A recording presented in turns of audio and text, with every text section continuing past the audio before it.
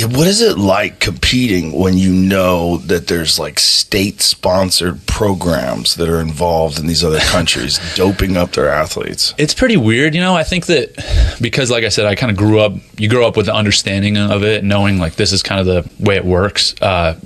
You're ready for it, you're prepared, you understand. And I'm sure I've competed against a lot of guys that were doping and doing stuff, but the one experience that I had that was like really kind of prominent in my mind. So I wrestled this dude. I wrestled a tournament in Rome. This was a few years ago, and I was trying to go up from, I was in between weights. So my weight was 86 kilos or 97 kilos. I was kind of having a little trouble with my lower back. So I was like, I don't want to cut. I just want to like get bigger. And so I came in and I was weighing like 210, which the weight class is 213, 97 kilos. And I was like, I'll be fine. Like I'll be good. And I rolled up to this second round match, and I was wrestling this Iranian dude. And my coaches weren't there with me, so I had like some different coaches, and they didn't really warn me who this dude was. I had wrestled the #1 Iranian guy a few months earlier, and I tech falled him, like I killed him. So I was like, I'm gonna smash this dude. Like, I don't give a crap. This dude comes out, he's like 2 inches taller than me, freaking jacked as hell, and does a forward roll and like squat jump, and his feet are like over my head, and I'm like, what the hell is going on here?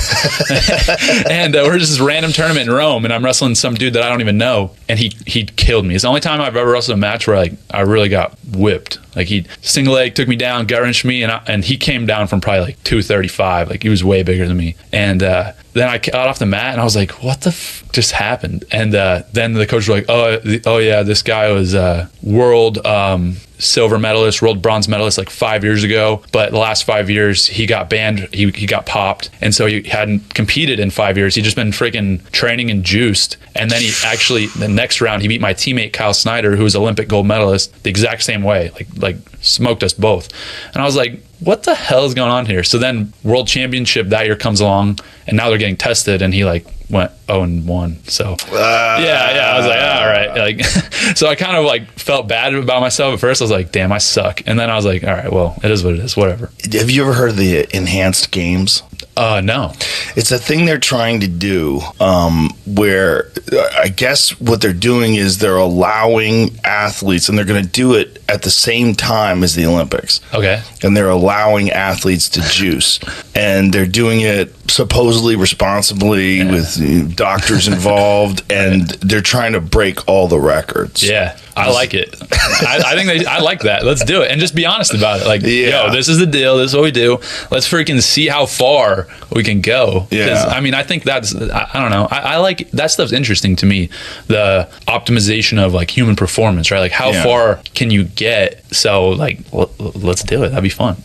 Yeah, it's interesting, right? Because like you think about that guy, the Iranian that you wrestled, like how much of an advantage is it? Like what, you never know, because a guy like that's probably been juicing his entire athletic career. For sure. But like, what is the advantage? Like, do you ever wonder like, I think that I've thought about it as far as the advantages. I never have been interested in trying anything like that. Just, it's not really the culture, like what I'm around in wrestling, in American wrestling. Nobody does that. Well, I won't say nobody, but 99% of guys really aren't doing that, especially because we get tested a lot, like in collegiate athletics and stuff. And it's just something that is kind of very looked down upon in what we do. But it is interesting to think about, like, what would I be like if I was doing these things? Like I can compete at such a high level already, and I have, I think that my biggest asset in wrestling and in fighting is my mind. Imagine like my body was and I think that with time I'm very disciplined and do things a certain way.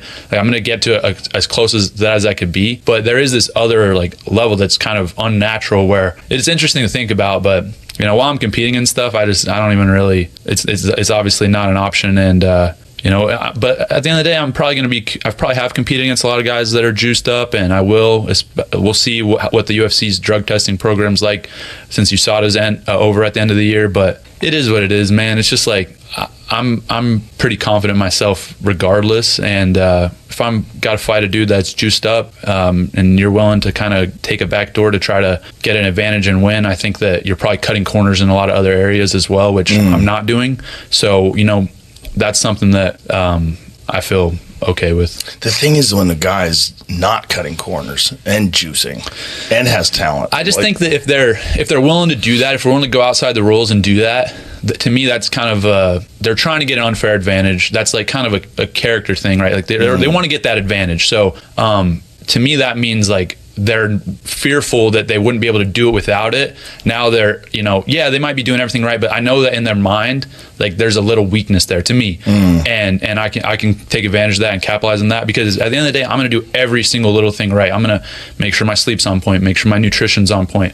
And not only am I going to do this for a camp, but I'm doing this all the time. And I've been doing this since I was a little kid. So take what you want, do all that stuff, but you're not going to outwork 20 plus years in the short amount of time that you have to prepare for me. So that's kind of my mindset around it, and it's just the reality of this situation. Like, I'm gonna fight guys that are probably doing stuff that isn't, that I'm not doing.